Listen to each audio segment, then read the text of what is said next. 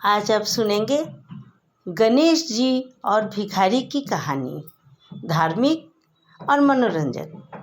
आनंदपुर गांव में मोहन नाम का एक अंधा अनाथ लड़का रहता था। वह मंदिर के बाहर बैठकर भीख मांगकर गुजर बसर करता था। गांव में शंकर चाचा थे जो बचपन से मोहन की देखभाल करते थे। मोहन उन्हीं के साथ रहता था और वे उसे सुबह मंदिर के बाहर छोड़ जाते थे। रात के समय उसे अपने घर ले आते थे। इसी तरह समय बीत रहा था। एक दिन मोहन ने शंकर चाचा से कहा, चाचा, आप मेरा बोझ कब तक उठाते रहेंगे? आप बचपन से मेरी देखभाल कर रहे हैं। मैं आप पर और बोझ नहीं डालना चाहता। आप मुझे मेरे हाल पर छोड़ दीजिए। शंकर चाचा ने कहा, मैं तुझे अपना बेटा मानता हूँ और तू मुझे छोड़कर जाने की बात कर रहा है। अगर तेरी जगह मेरा सगा बेटा होता तो क्या वो भी मुझे छोड़कर चला जाता? यह सुनकर मोहन रोने लगा। तब शंकर चाचा ने उसे समझाते हुए कहा, तू गणेश जी के मंदिर के बाहर बरसों से भीख मांग रहा है। समझ ले, तू उनके शरण में है। उनकी पूजा किया कर, वे ही तेरी रक्षा करेंगे। मोहन ने कहा, चाचा, हम भिखारियों को मंदिर में जाने की इजाज़त नहीं है। मैं तो मन ही मन गणपति जी को याद कर लेता हूँ। तब शंकर चाचा ने कहा, बेटा, तू चिंता मत कर, एक दिन सब ठीक हो जाएगा। चल अब सो जा, रात काफ़ी हो गई है। अगले दिन शंकर चाचा मोहन को लेकर गणेश जी के मंदिर पहुँचे। तभी मंदिर के पुजारी ने उन्हें रोका और कहा, अरे, इस भिखारी को कहाँ मंदिर के अंदर ला रहे हो? यह तो हर दिन मंदिर के बाहर बैठता है। इसे मंदिर के बाहर ले जाओ। शंकर चाचा ने कहा, क्या भिखारी इंसान नहीं होते? उन्हें पूजा पाठ करने का हक नहीं होता? तुम कौन होते हो इसे पूजा करने से रोकने वाले? इस पर पुजारी बिगड़ गया और उन्हें मंदिर से बाहर निकाल दिया। तब मोहन ने कहा, चाचा, रहने दो, मैं यहीं से भगवान की पूजा कर लूँगा। आप मुझ अंधे के लिए झगड़ा मत करो। कहीं पुजारी को गुस्सा आ गया तो यह मुझे मंदिर के बाहर भी बैठने नहीं देगा। यह कहकर मोहन अपनी पुरानी जगह जाकर बैठ गया। शंकर चाचा वापस अपने घर चले गए। मोहन बैठकर भीख मांग रहा था। तभी उसे किसी के रोने की आवाज़ सुनाई दी। उसे लगा जैसे कोई बच्चा रो रहा है। उसने टटोलते हुए पूछा, तुम कौन हो और क्यों रो रहे हो?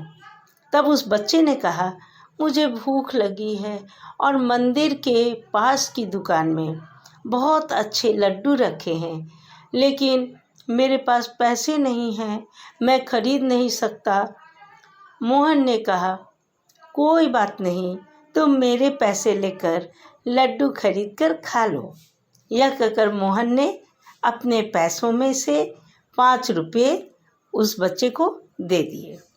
कुछ देर के बाद वह बालक मोहन के पास आया और बोला, मैं 2 लड्डू लाया हूँ, एक आप खा लो, एक मैं खा लूँ। मोहन ने कहा, नहीं नहीं, तुम दोनों लड्डू खा लो, तुम्हें भूख लगी है। तुम्हारा नाम क्या है?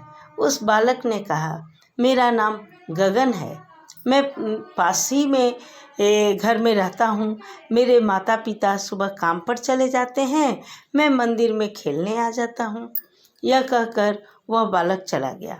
अगले दिन से हर दिन वह बालक आता, मोहन उसे 5 रुपये देता और वह लड्डू खाकर चला जाता था। एक दिन की बात है, वह बालक आया तो उसने मोहन से कहा, तुम रोज़ मुझे 5 रुपये देते हो, कभी मना नहीं करते। तब मोहन ने कहा, गगन, मैं गणेश जी को लड्डू का भोग लगाना चाहता हूँ, लेकिन हम भिखारियों को मंदिर के अंदर नहीं जाने देते। जब तुम लड्डू खाते हो तो मुझे ऐसा लगता है जैसे गणेश जी खुद भोग लेने मेरे पास आ गए। तुम रोज़ आया करो, मैं तुम्हारा इंतज़ार करूँगा। इसी तरह समय बीतता रहा। एक दिन गगन ने मोहन से कहा, मैं अब तुमसे मिलने और लड्डू खाने नहीं आ सकूँगा। मेरे माता पिता दूसरे गांव जा रहे हैं। यह सुनकर मोहन रोने लगा।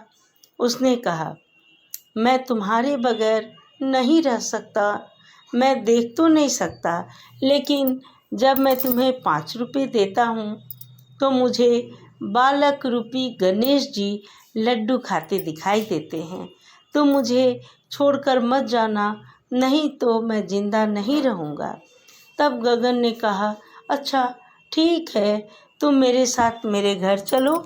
मेरे माता पिता से बात कर लेना। अगर वे मान गए तो मैं रोज़ तुम्हारे लड्डू खाने आता रहूँगा। मोहन गगन के साथ चल दिया। काफ़ी दूर चलने के बाद उसने पूछा, गगन, लगता है हम बहुत दूर आ गए। तुम्हारा घर कहाँ है?